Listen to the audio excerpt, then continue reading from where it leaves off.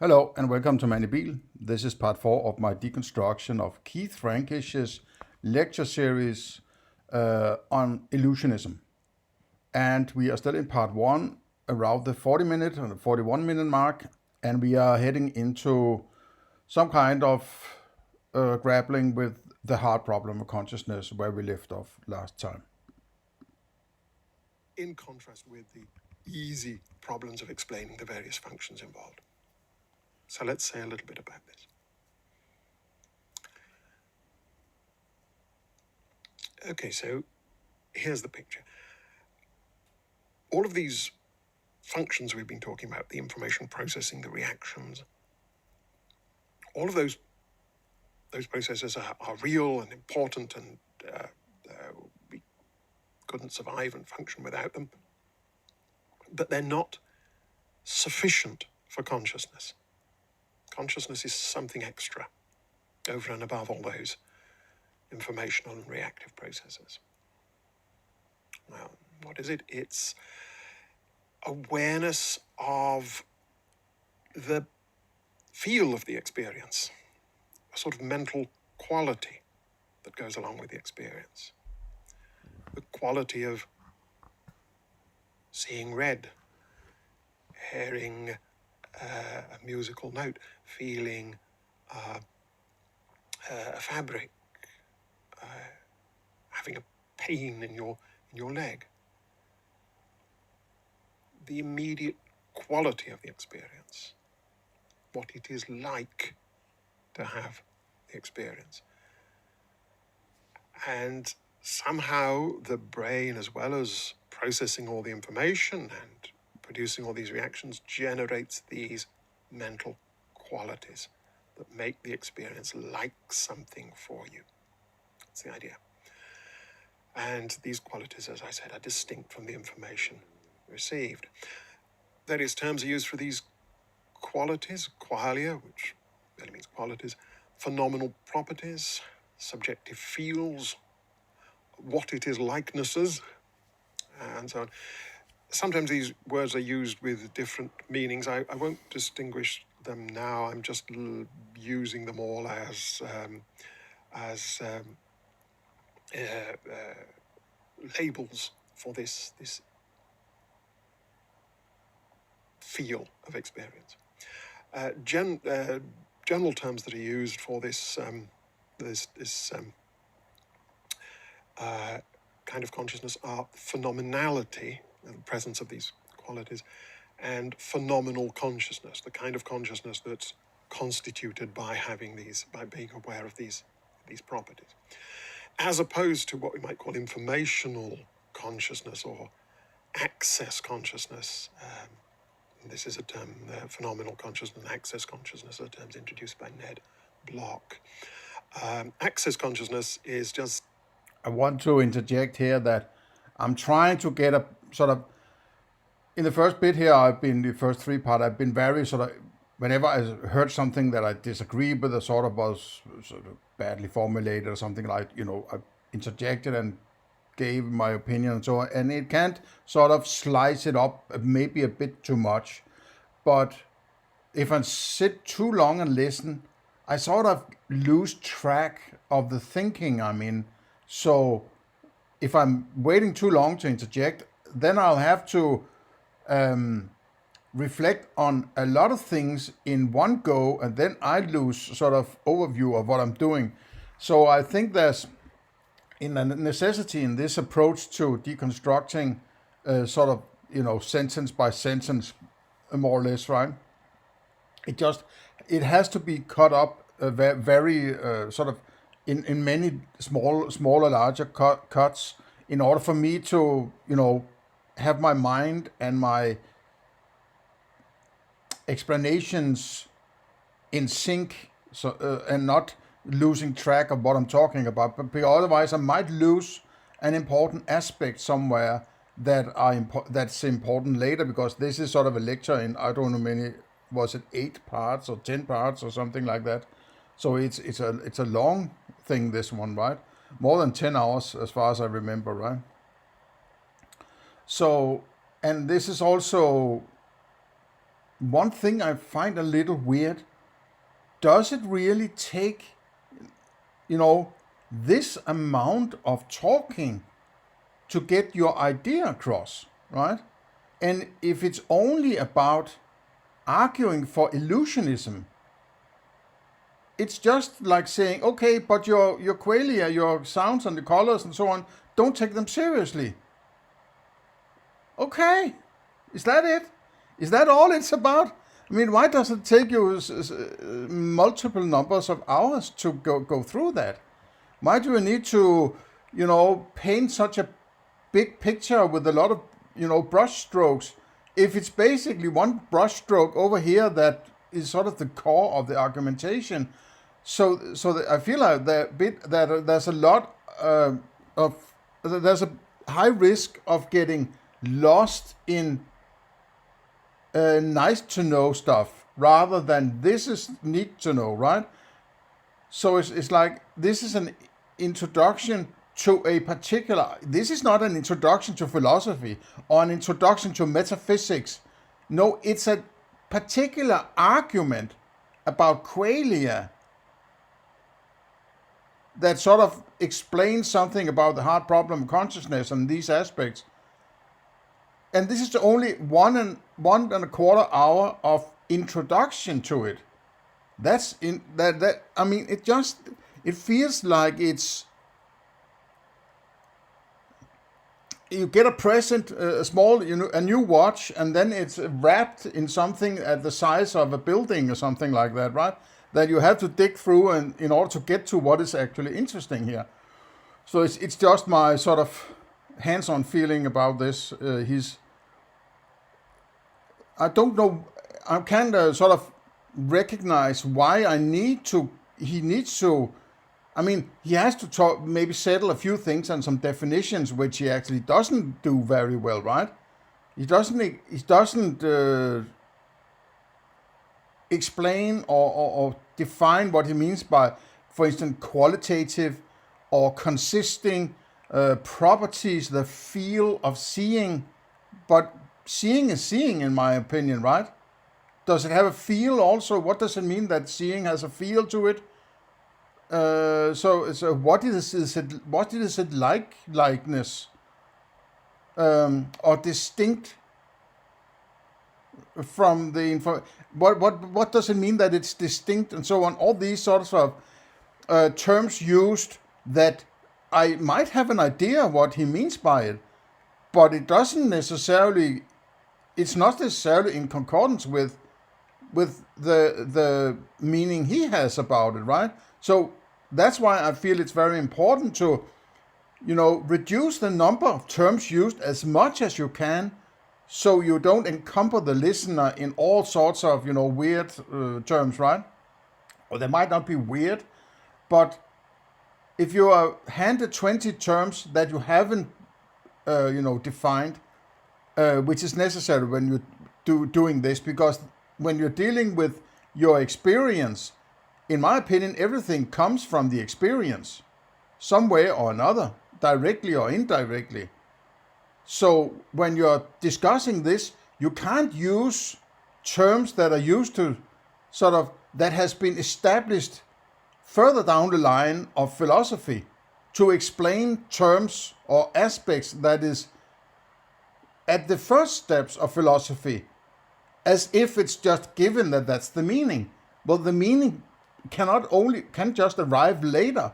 So that's why I'm very, specific about being precise in your descriptions of the meanings of the terms you use. I mean, I feel sort of confident about his use of the terms here. I just feel it's sort of a little too elaborate in order to, handle this particular argument for consciousness and experience.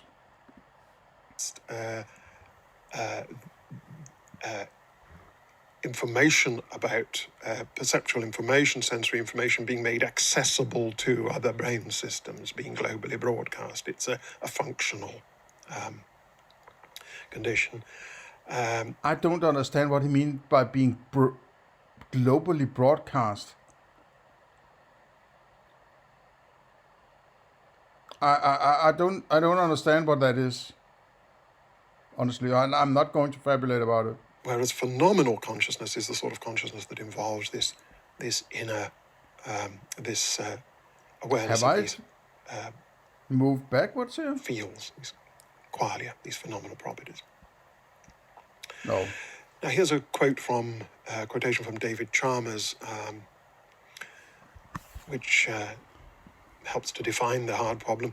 When we think and perceive, there is a whir of information processing, what we were talking about, but there is also a subjective aspect. The thought here is that the information processing is an objective phenomenon. It could be studied and completely described by neuroscientists. They could track all the processes in the brain, all the mechanisms, and understand them just as we could understand all the processes inside a television. The qualitative aspect of experience, the phenomenal aspect of experience, on the other hand, is subjective. It's private. It's just for me, the subject. As Nagel, that's Thomas Nagel, has put it, there is something it is like to be a conscious organism. This subjective aspect is experience. Note that Chalmers here is using experience to mean the phenomenal consciousness, phenomenality. When we see, for example, we experience visual sensations, the felt quality of redness, the experience of dark and light, the quality of depth in a visual field. So again, this isn't just getting information about colours and dark and light and depth and so on. It's the feel of these things. Now these properties, these qualia, these phenomenal properties are special. There's no complete agreement about their features, but here are some things that are often said about them. They're often said to be ineffable. You can't describe them directly. You can say, well, it's the feel I get when I look at a ripe apple. You can say it's the feel you get when you look at something red. Okay, ineffable. Okay, I didn't know that term, but I agree with that. That's why I think of qualia as the reduction base, because that is the thing you can't explain or define further, right? You can't deconstruct qualia to something before qualia, because that's the ground floor or the depth level of the screen, right? So at least we agree there. You can say that it's a feel that is more like that is. I'm just a little worried about this presentation, this picture he has there with this skull and drawn brain, that the colors have disappeared from the apple outside, or at least it has been turned into black and white or gray, and the colors and the apple is now also inside, or instead there's an apple which has the colors inside that brain or mind, as I suppose he thinks of it, that brain thing, as actually a mind. So I'm just a little worried that he thinks that the colors are traveling from the apple into the mind and creating an apple in there. I don't think that's the case, but let's see. It's closer to that of. I think that's a fallacious argument. But let's see what he says. Of orange than to that of blue, say. But how do you describe redness in itself? Suppose you're talking to someone who is blind or colorblind and who has never experienced colors. How would you characterize what redness is like in itself? The pure feel of redness. It's supposed to be ineffable, indescribable. Intrinsic. The idea here is that these properties are not constituted by relations to anything else. In particular, they're not functional properties. It's not having experience, having the feel of red isn't a matter of it's doing something, having certain effects, carrying out performing certain functions. It's a matter of what it's like in itself. The pure feel of it, the essence of it. they're said to be known directly and with certainty. The idea here is that, you could doubt that there really is an apple out there. You could doubt that there's an external world at all. Maybe you're in a computer simulation, as in the Matrix. So you could doubt that the information that your senses are providing you is accurate, but you can't doubt the feels. You can't doubt the qualities. Of course I can. Of course I can doubt them or be skeptical. Of course I can. And it depends on what I'm experiencing, right? If, I can have an experience of red, but are you saying that if you experience the color red, there must be something that is red? But the point is, in this kind of thinking, that the thing being red is arriving after the redness, right? Unless it just turned red and was green before, then you add some things can, a light or some switching stuff, right? But if you get my point, the color arrives and then you objectify, right? It's not you objectify and then you say it has that color. Maybe you do it that way, but I don't think that works metaphysically, right? The color arrives and then you objectify. And even if the color changes, you might still have the same. If the apple suddenly changes to brown for some weird reason, you might still be objectifying as apple. But you needed some color, some composition of colors, and maybe sounds and smells and so on, depending on the object, presumably, in order to have that object, right? The mind is an autopilot of cognitions, right? I just had a thought here earlier this day. There's some guys, and just as a side note, right? There's some guys, some weird, crazy, nerdy computer CGI guys who have made a computer life size. It's not life size if it's a computer model, but to scale or the right scaling and all the objects present on the Titanic on the maiden voyage, down to the coils of wires in the radio room and the specific kind of fruit or the tiling or everything, every smallest little detail is shown in this. And then recently, the head guy of this project, he had went to Great Britain. He apparently lives in the USA, and went to, I think it was Liverpool, where they had the original scaled model in wood of the Titanic, which was actually a model made before the Titanic was made. And when the camera, he shows a sort of a slow motion or something like that. When he enters that room and he films the monter in which this model is placed, you see three different, in the camera you see actually one in the middle, and then sort of a shadowy Titanic over there, and a shadowy Titanic over there. But these are what you would call reflections in the glass, in the monter. So there's a sort of, the monter made it sort of, there were ships on this side and a ship on this side, and it was because of the lighting, whatever, But the mind doesn't say, there is no model there. The mind does say, these photons, whatever it does, is arriving in my mind, and I present it as what my mind has trained itself to present, right? It's just that, presumably in evolution, human beings have existed, since the first single cell, but let's say in the last 10 million years since we crawled out of the forest, right? That monters with models in was not a part of a normal, something that could be changed in evolution over this short period of time that we have had glass monitors, the only thing that we might have are reflections in water. And maybe that reflection is actually something that is functional and valuable, and therefore it's still there.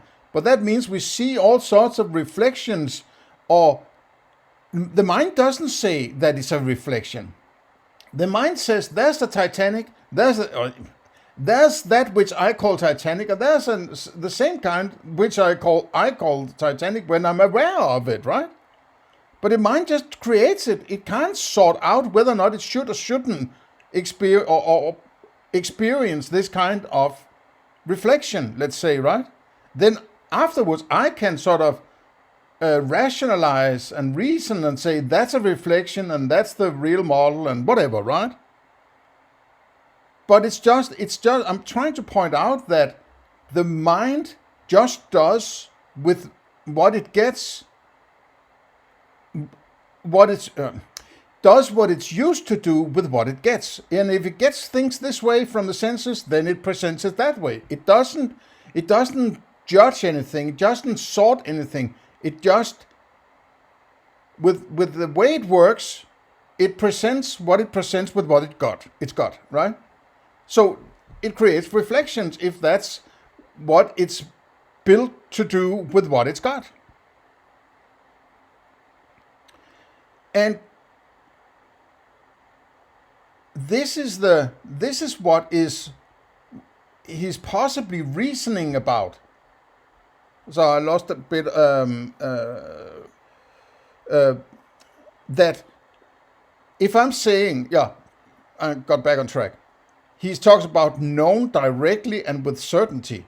Well, if I am looking at that monitor and saying there's a Titanic and there's also a Titanic over there, I objectify it as Titanic.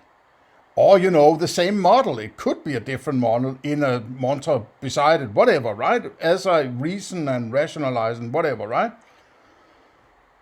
But I can't deny that there's an experience there. So there are colors there. But is there also a Titanic there? Well, only one of them has a Titanic. But I know, he would say, I know directly and with certainty that that's a Titanic, and then I know directly and certainty, let me rewind a bit. I know with certainty that the composition of colors there are there, and I know directly and with certainty that there's colors over there. But only one of them is Titanic. As far as let me just fabulate that I'm in that museum and, and I can walk around and see, no, there wasn't a Titanic where it's supposed to be and so on, right? It's enclosed in this glass monitor. So what do I say about those colors in that Titanic that wasn't there? That isn't there? And I look through, so I see a Titanic on the other side. There's a third Titanic over there, right? And I walk around, okay, there wasn't a Titanic, right? So am I knowing these colors directly and with certainty? Well, yes, I can say I'm certain about the colors that I'm experiencing it, but I have no way of knowing if I'm going to objectify it, and if I'm going to objectify it, I can't know if it's really there, because it might be some kind of, weird reflection of a kind that doesn't entail what I thought it would entail when I get to feel it and touch it and taste it. And maybe that's why we have 5 senses, because vision is not enough to rule out that it might be some kind of misinterpretation. You might get some miscognition or incorrect cognition. So you need to get your feel and your taste and your touch and the smell or whatever, right? In order to really figure out or get much closer to that which is the actual concept. Well, that doesn't have anything to do with the qualia, right?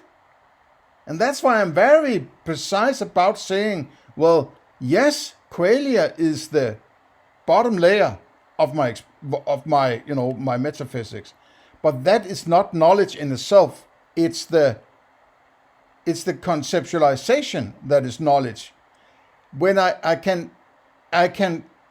get to a point, I can't, if I have in this case with Titanic from before, right? There could be 2 Titanics there, for all I know, right? And there might be no Titanics, right? But I know Titanic because that's what can be known, because that's the abstraction or the conceptualization from the experience. Later I can figure out if there is a Titanic, because when I walk around that monster, one of those Titanics disappear, right? So I no longer know that Titanic, but I still know the other Titanic, right? So I always have to say, as long as I have a conceptualization, I know that. Otherwise, if I had to say, well, I guess it's only one of them, well, which one of them? And if one of them could be, incorrect, I would have to say I couldn't trust any kind of cognition, right? But it seems to me that cognitions are all that we go for. We go for apples and bicycles and cars and, Greek salad, whatever, right? Just riffing. But, so the conceptualization has eventually to be that which you can claim to be knowledge. It might turn out not to be knowledge, but that's something for the future, for your future self or your future cognition or decognitions to figure out. All right? So. Is that are mentally immediately presented to you mentally, inwardly. And your knowledge of these things doesn't seem to be mediated by any kind of mechanism. I mean, if it were, then the mechanism could go wrong, and you could doubt whether it were, or whether the properties were really as they seem to be. But in the case of these properties, there seems to be no distance between you and them of that kind. These are how the world seems to you. The apple seems red to you, and that seeming itself is immediately and certainly... No, he switches around, right? He has misinterpreted how things work here. He is saying the apple seems to be this color, right? No. What I'm saying is, what he should say is, this color seems to be an apple, right? That's how you should say it. It's not the apple seems to be this color, but it's the color that seems to be an apple. That's the right way to say it. Presented to you. They're also said to be often to be private, subjective. The idea here is that no one else can observe them. The neuroscientists investigating your brain, they could map all the informational processes in principle, all the reactive processes, but they couldn't detect the quality of your experience. Indeed, we can't be sure what the quality... I'm still worried that he has this apple outside his brain.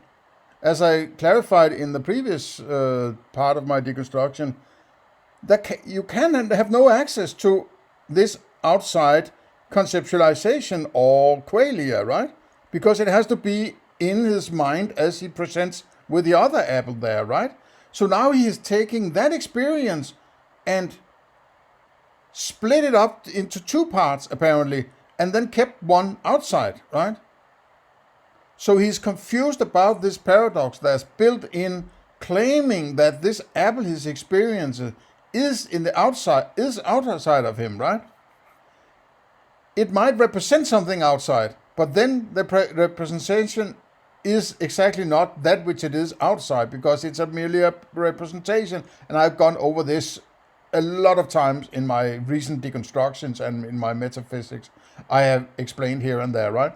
So this is clearly he doesn't identify this problem in his thinking, and it's exactly because of this incorrect or fallacious or whatever. I'm not even sure fallacious. That's about logic, right? So you couldn't say it's bad metaphysics, right? That's why he ends up, or people end up with the hard problem, because they are saying, how does that outside become that inside, right? while they forget that they extracted that inside out to an outside, and then they wonder how that outside becomes the inside. But that switch is the problem. They have to switch back and say, no, from the starting point, I have the inside. I have an experience. No information arrives with the experience that you are used to or are trained to understand your experience in a certain way. Okay, fine. But then you need to establish this as an axiom where you're saying, this experience of mine, I am classifying this as being a representation of my outside, or that which is outside my mind, right? And then he should identify immediately, wait a minute, hang on, there's a paradox here. If I'm saying it's outside my mind, how the hell can I experience? Because it needs to be inside my mind in order for me to experience it. So how the hell can I claim that it's outside, right? The penny hasn't dropped for him, right? So it could be interesting to see some philosopher where the penny drops and he says, holy shit, man, I've been eluding myself, illusionism. I've been completely wrong in my thinking all these years, right? I mean, there's nothing wrong in or classifying your experience as being a representation of that which is outside. There's nothing wrong in it. It's not incorrect, in my opinion. But the problem is thinking that experience is outside your mind, right? That creates all these problems where they need to go into illusionism and all sorts of weird explanations of, they can't get, the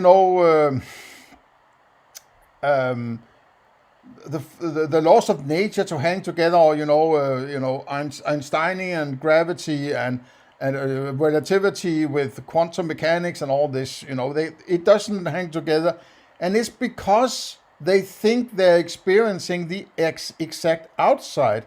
No, it's merely the mind trying to make some kind of sense of it, right? And this two Titanics in one monster, should point you in the direction that it's this kind of, okay, it does the best it can with what it's got, right? That is an explanation of why you can't get gravity and, quantum mechanics to function together, because the mind is simply not able to make any kind of sense that is sufficient in order to get the whole picture of what the hell. The mind is not there for you to explain the mind, right? The mind is there for you to get to fighting, fleeing, fucking, and feeding, right? So it's already limited to a particular purpose, and it's not encumbered by experiences it doesn't need. This should be more or less have been weeded out during evolution.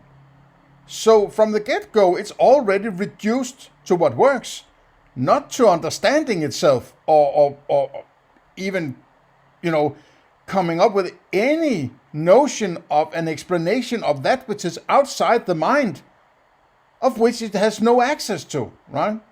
So. Of other people's experiences. It's like maybe when you look at a red apple, you have quite a different experience from me. We both agree that the apple is red. We both agree that it reflects light of a certain wavelength. We both agree that it's the same color as pillboxes and fire engines and so on. But what mental quality is it producing in each of us? How could we know? It's the one produced by red things, but what's that? Really, red things, as scientists describe them, don't really have qualities like this. Red things are just things that reflect light of certain wavelengths. The redness, it seems, is in our minds. And yeah, but the mind represents all sorts of stuff, right? And it also represents what you classify as that which becomes the color. But this is all arrived at after the color has been, all the qualia has been created in the mind. You're just creating a reality based on this and the memories and your reasoning and so on, right? Conceptualizations. So you switch over and say, this chain of events that leads to the color. But the color is there first, or the sense qualia, and the rest of that chain is created after the senses have appeared. And you have created a reality which you then place being outside yourself and then say, okay, so this chain of events becomes the color. So you're taking, as Bernardo Castro puts it, you're pulling the territory out of the map, right? And then you're looking at that territory and then you wonder how that becomes a part of the map, right? That's freaking crazy when you think about it, right? That's at least what idealists get right. They understand this point, that you're eluding yourself about what you have actually access to directly. We can't know what other people's rednesses are like. And it follows from this that these properties are distinct from the worldly properties they're associated with. The apple is red in the sense that it reflects light of a certain wavelength. But that's different from what's sometimes been called reddishness, the quality of the experience that red things produce. And my reddishness might be very different from your reddishness. So here's a little diagram representing that. Here the two people have different experiences, different qualia when they look at something yellow. Both agree that these experiences are experiences of something that... I agree with that. It's a part of the problem of other minds, which is if we can get to some kind of, make a proposition that's a banana, and you say that's a banana, okay, I might experience what I call banana, and the other person might not, but at least they agree on, say it's a true proposition. Well, what I experience as what I call yellow is my experience. I call it yellow, but I can't know whether that, let's say, color is the exact same or something even very different kind of experience in another individual. I find it unlikely, but I have no way of telling, right? But it doesn't really matter because, it could be interesting if you could figure it out how to. I'm absolutely convinced that it's impossible, but I think it doesn't matter, right? Because if that girl there in that picture he has made says that's yellow, and the other guy say that's yellow, and he has this experience and the girl has that experience, well, they agree about the whatever is yellow, right? Or the qualia, that object, but that which they agree on is not the qualia, right? That's the object. They agree that it's a banana, right? And he doesn't even need to place any color there on the innards or the inner inside the circumference of, or the silhouette, or what's it called? The circumference of the banana, right? It's white. You say it white, but it merely represents some shapes. That's enough to there are black and white and contour. It's a contour, I think it's called, right? And that's enough for you to say, okay, at least for me, identify that as a banana, or the way it's placed and certain different looks and so on, right? There's a black stalk at the end or something like that. It doesn't matter about the experiences. It's the objectification that is important, because it's whether or not it's a banana that is important, right? It doesn't matter what kind of qualia the person is having. I'm just saying there needs to be a qualia of some kind, at least one, in order for them to objectify banana, right? So the qualia come first and then your objectification. The other guy has another qualia but get the same objectification, right? For some reason. They might be wrong, one of them. They might both be right, one of them may be wrong, or both be wrong. But then they'll figure that out, right? I can't tell them what they should experience, right? Or what kind of objectification they have. But this clarifies very strongly what it is human beings can agree upon, which is the concept, the objectification. And that is also what is important, because the conceptualizations or objectifications, in my opinion, is that which the mind differentiates or makes some kind of sense of these qualia and say, I'm objectifying that part as banana. Go do something about it, right? It's a sort of bad way of putting it, maybe, but you know, to keep it sort of not too cumbersome to discuss, right? So this is actually a very good way of explaining, or a decent way of explaining how I see knowledge. But again, this is not a part of getting to knowledge, but at least it's satisfying for me because it's such a simple way to see knowledge. And I think it's the only thing there are the colors and there's the conceptualizations. That is what can be knowledge, right? So. That has the worldly property of yellow, that represents light of whatever wavelength yellow things reflect, but their private experience is very different. How could we know? Now this creates these phenomenality, these phenomenal properties, create. I just realized, oh my God, what the hell did I do?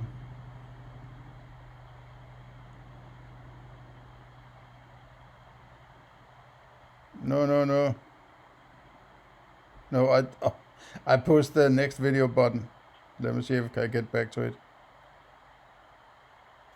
There isn't a deep mystery here about these. It's a project we can start to work on. And this, however, contrasts with an aspect of consciousness that seems very different. Hang on a sec. Sorry about that. Okay, so I realized that I've spent 42 minutes and we haven't started on this explaining the hard problem yet. Let me see if we can do it. Now this creates these phenomenality, these phenomenal properties, create the hard problem of consciousness.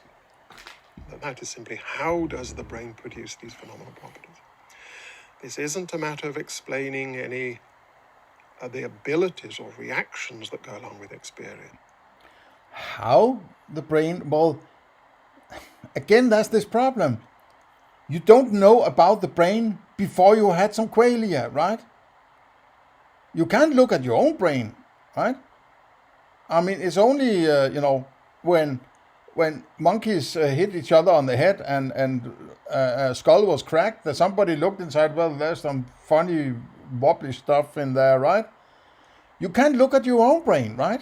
You can't look at somebody else's brain. You can only say, I've seen some pictures in a magazine or on a movie documentary about brain surgery or something. There's a brain, right?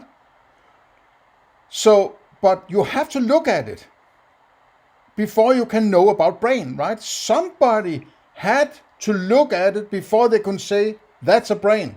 Or, I have a funny experience, that's a brain. Maybe it's because brains weren't something that, well, I don't know. But I have sort of working with something that is sort of how concepts have developed and how the mind tries to conceptualize stuff. A brain seems kind of weird, sort of a wobbly thing, right? It's sort of just as a mush of, fat kind of thing, right? Maybe because human beings have had such little experience at looking at brains, or that part which, when we look at it, we call a brain, that we haven't evolved to conceptualize it very well. That's why it looks so weird, right? But somebody had to look at it before they could call it a brain, right? So the qualia comes first. Nobody handed you the idea of brain before you experienced it, right? before somebody experienced it. So, yes, I had heard about brains before I had, I had seen pictures of brains and sort of, before I actually have never seen a brain, I think I've seen a pig's brain, but I've never seen a human brain, and, I'm happy about that, I think, but I have seen pictures and movies and heard stories and so on, so I have created an idea of brain, right? It has been conceptualized without me actually having experienced it. And that might be one of the reasons why philosophers tend to think that they already know about brains before they experience it. But they can't, right? It has to be impressed somehow, just like Hume was getting at, right? It has to be impressed in order to be experienced, right? So the qualia must come first, and that's why qualia are so important. You will realize that if that paradox you haven't identified, the penny would drop, then everything switch around, just like Immanuel Kant say it was a sort of a Copernican switch, right? It's sort of, everything sort of turns around, and you're seeing things much clearer. This sort of duality of outside, inside, and how does one become the other? You don't need that, because it's bad think, right? It's bad philosophy. It's bad metaphysics, right? It becomes sort of I wouldn't want to say egocentric, but it's centered around your experience. That's from where everything else arrives. How does the brain produce the taste of coffee, let us say? This isn't the... But how it doesn't matter. You can never get to it, right? Because it happens, it takes place before you have the experience. In order for you to have any access to that which is going on, you have to experience it. But then you can't experience, because it has to become an experience before you can experience it. And then it's done, it's not there anymore, right? So it's a futile endeavor trying to explain how the brain does something. The brain itself is also a mental representation of some qualia, right? You're always on the other side of that screen, and that's where you have to stay, right? Okay. Problem of how the brain discriminates coffee from other drinks, how it enables us to describe the coffee, perhaps in great detail, how it produces all the other reactions we might have to coffee, liking it, disliking it, the memories, the associations that it calls up, so on and so forth. It's none of that. All of that could be explained functionally in the way we described earlier. No, the hard problem is explaining the pure feel of the experience, the feel of the coffee taste, the feel of seeing red, the feel of the pain. And this, as we've just seen, this is an intrinsic property, one that can't be characterized in terms of function. It's the pure essence of the experience, the pure what it is like of the experience. And there are several well-known thought experiments that kind of buttress the idea that there's a hard problem here. One is the well-known case of Mary, the scientist who is brought up enclosed in a black and white, totally monochrome black and white environment. And Mary studies all the physical details of color vision, so she knows everything about what the brain is doing when we have color experiences. She knows all the details of all the information processing and the reactions that are produced, down to the finest detail. She lives in the future when vision science is complete. But still, intuition goes, she wouldn't know what it's like to see colors, because that's something more, something extra. When if she were to leave her room, she would learn something.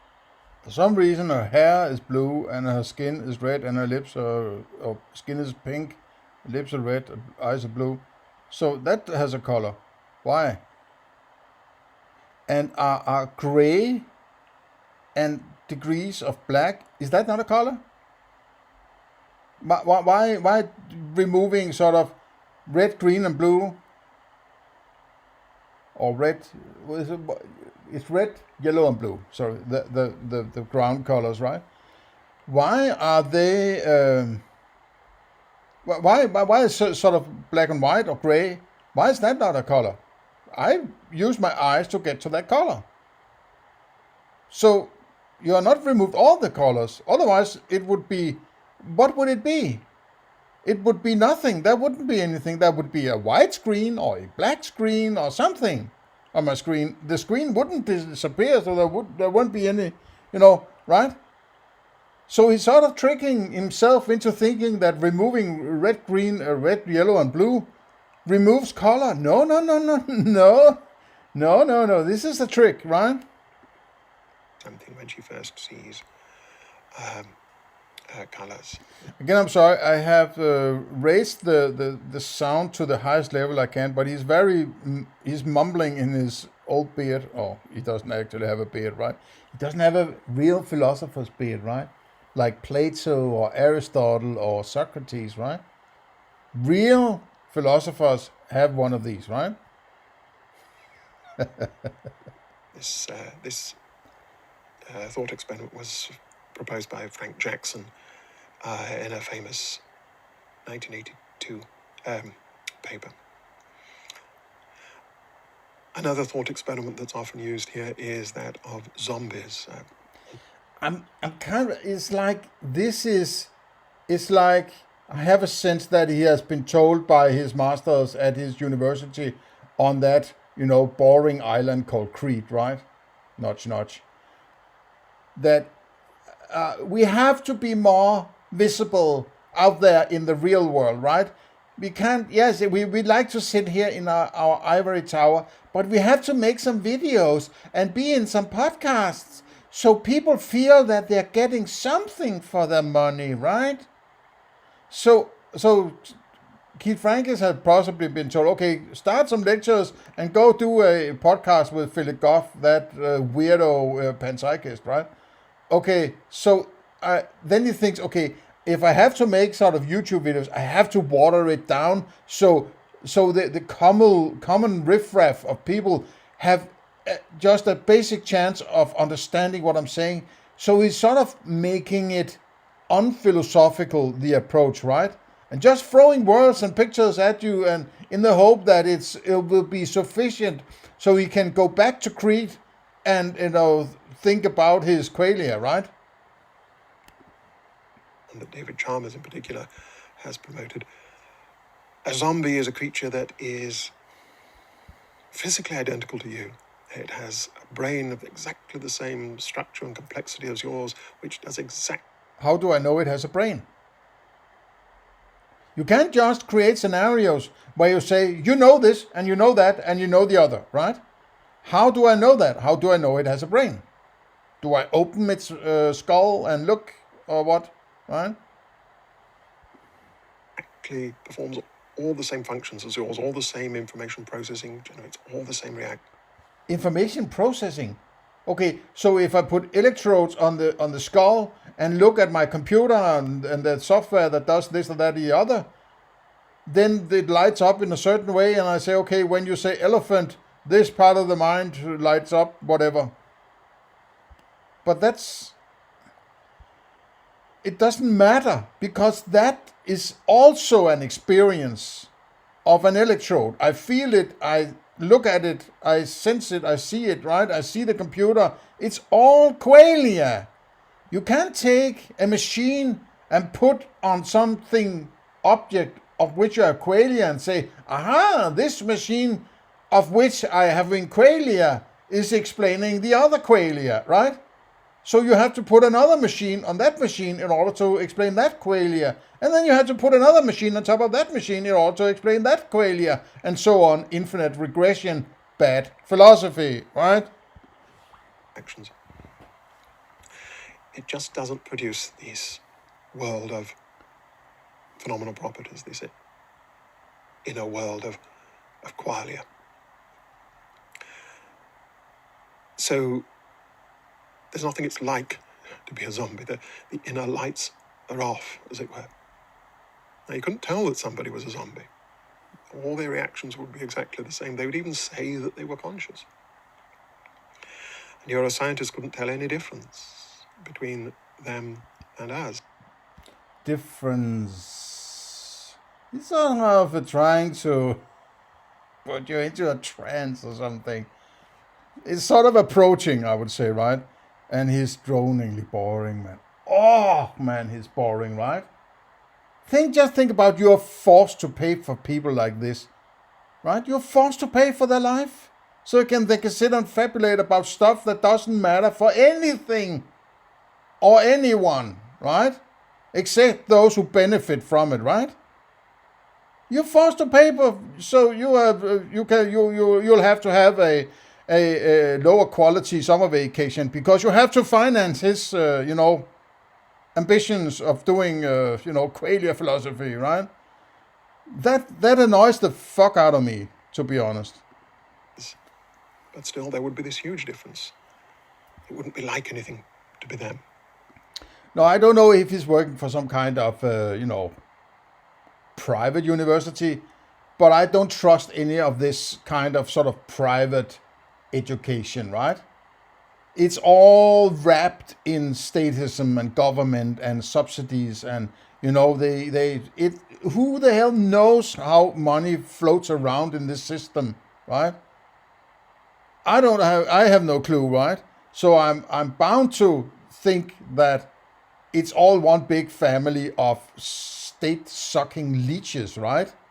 They want to sit in that position so they can sort of distance themselves from reality and sit in their ivory tower and talk about stuff that doesn't matter to anybody and, make a living out of it, right? Now, the thought is we can imagine that. We can conceive of that. And that shows that these phenomenal consciousness is something distinct from all the physical processes, all the functional processes. So then we have this hard problem. How does the brain work this magic of producing phenomenal properties? And so here's another quotation from Chalmers. Why is it that when our cognitive systems engage in visual and auditory information processing, we have visual or auditory experience, the quality of deep blue, the sensation of middle sea? How can we explain why there is something it is like to entertain a mental image or to experience an emotion? But I don't know why you need to have the term like. What is it like? I mean, it's not like anything, right? It's not like anything. If I look in that direction, I see a red screen on my lamp. Okay, it's not like anything. I just experience redness, right? It's not like anything. What do you mean that it's like? Is it what kind of feelings or emotions or desires do I get from looking at that lamp? I might have some. It's very obscure or very faint if there are any. But if I saw a alligator over there, right, with particular colors, and in fact I wouldn't care about its colors. I would care that it's an alligator, right? Just to point out what is knowledge in it. I would get some emotion, but that is not what it's like to experience those colors. It's not like anything. It's just the qualia, right? That's all it is. Why you just pointed out that what was it called? Ineffable, something like that. That you can't explain the qualia. No, but why are you saying what it is like? It's not like anything, right? These philosophers, man. Okay, relax.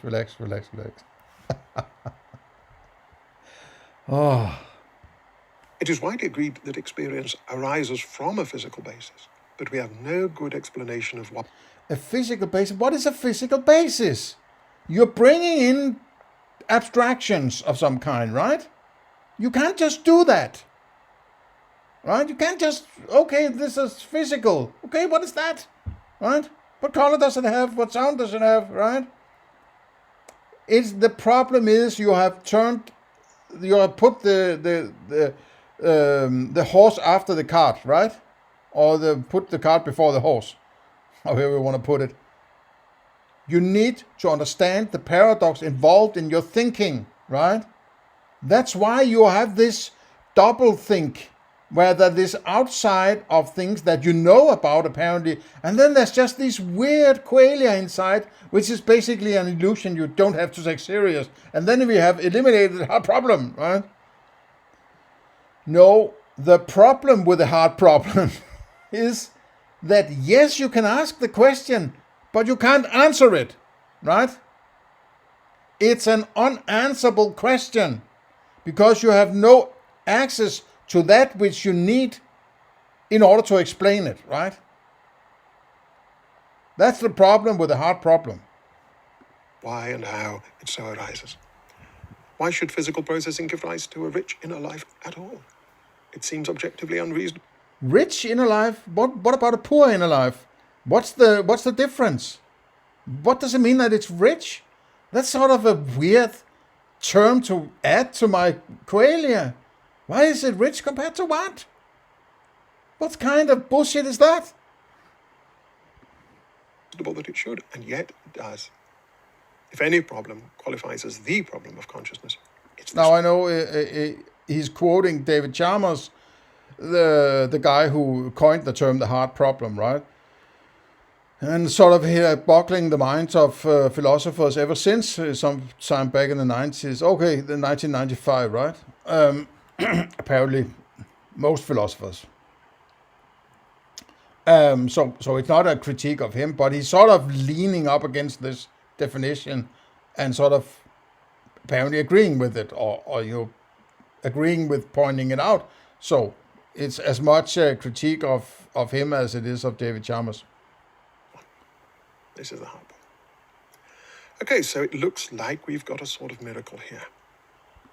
Just want to point out, if you like what I'm doing here, please smash the like button, right? Smash it like it's, it's the big ass of your, girlfriend, right? Something like that. And another thing I want to point out, right?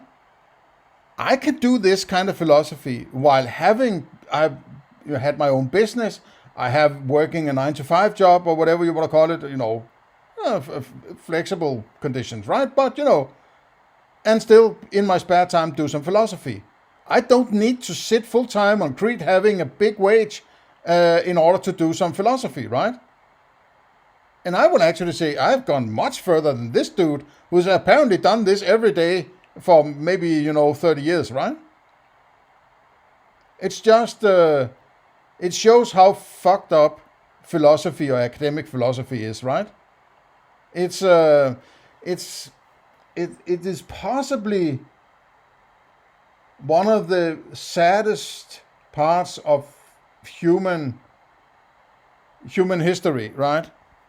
That people have so far removed from anything that is close to decent philosophy, while that is possibly what is the most needed in order to not destroy, the human race, basically, right?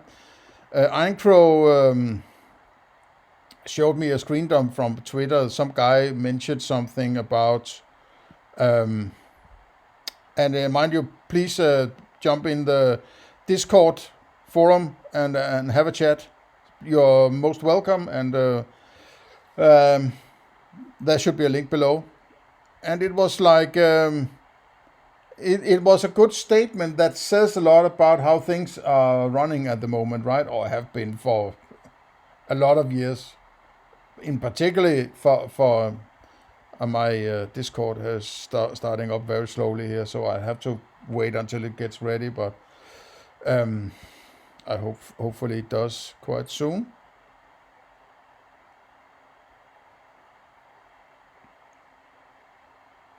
Maybe it's not that important.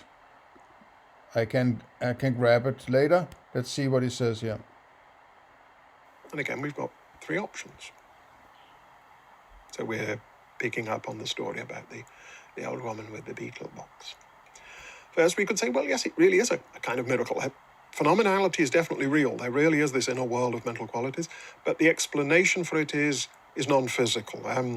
What do I mean by non-physical here? Well, let's say I mean that it's one that can't be captured by the physical sciences or extensions of them as we currently conceive of them. It's something that goes beyond the kind of things that physics and chemistry and biology and cognitive science talk about. What does it mean that it's physical? How do you get to that which you call physical? Do you have a sixth and a seventh and an eighth sense? Or is it just handed to you that you know about this thing you call physical? You have to explain it. You can't just pretend that it's there as it's a given, right? You are a philosopher. Or at least you claim to be, right? You need to state how you get to it and why you call it that. Maybe it's not important that you call it this or that, but you can't just say, oh, then it's physical or non-physical. What are you talking about? How do you get to that which you talk about, right? If you're eliminating qualia, how the hell do you get to it, right? I need that explanation, otherwise this is bullshit, right? Okay, hang on.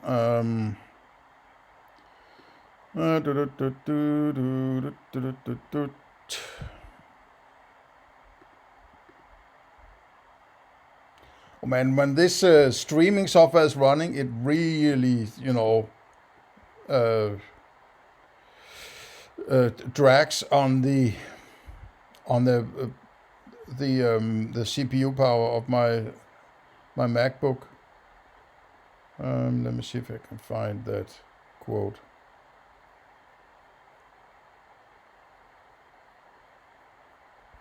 It wasn't there.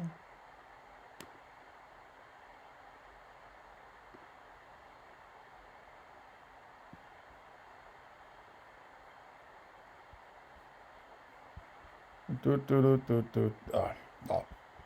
Too bad. I can't find it. Let's go further into it.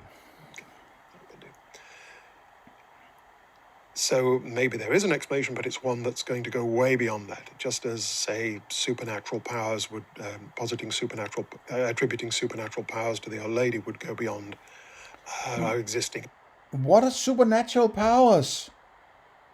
I mean, what? I mean, it's annoying, right?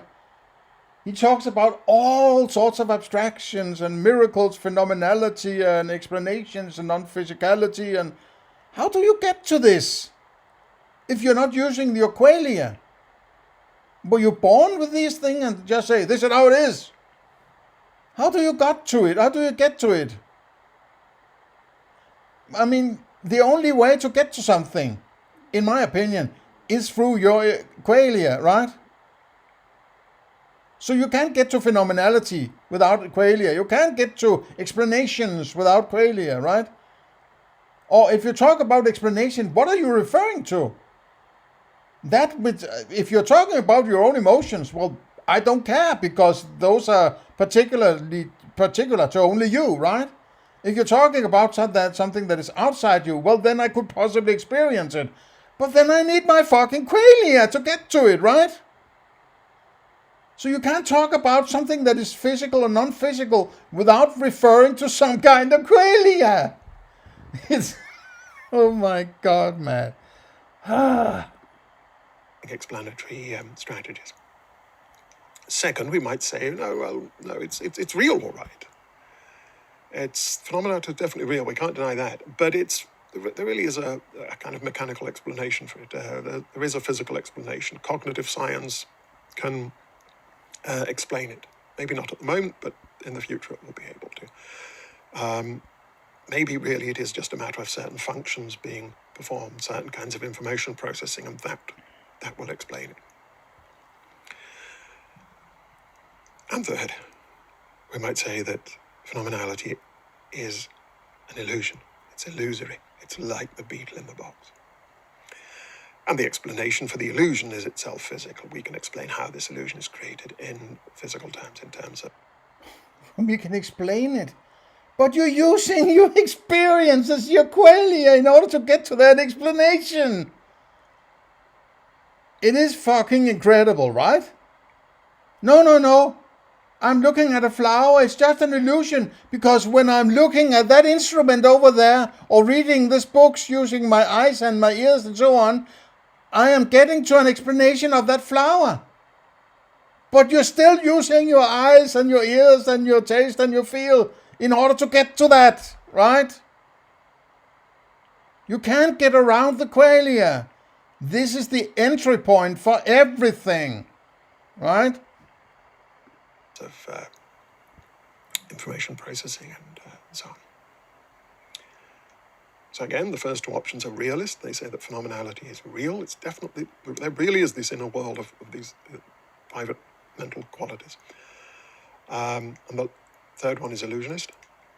The first option is radical, that it proposes radical extensions to our existing science. It says that existing scientific projects can't deal with this. And the second two are conservative in that they say that existing projects or extensions of them can explain this.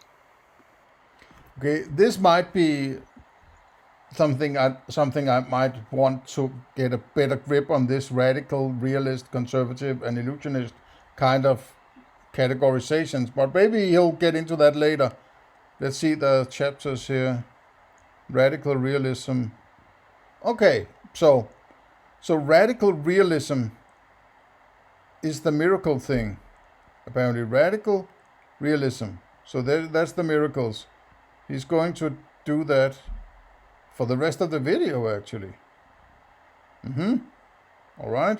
What about the other ones? What about conservative realist or illusionist, conservative illusionist? Okay, maybe that's the lecture 2 or 3. Okay. Yeah, okay, I guess illusionist is the main part of the course, right? So in the next part, there might be something about conservative realism. Okay. I think I'll stop here, and then here in the next part, he will explain radical realism. So, thank you for stopping by. See you in the next one.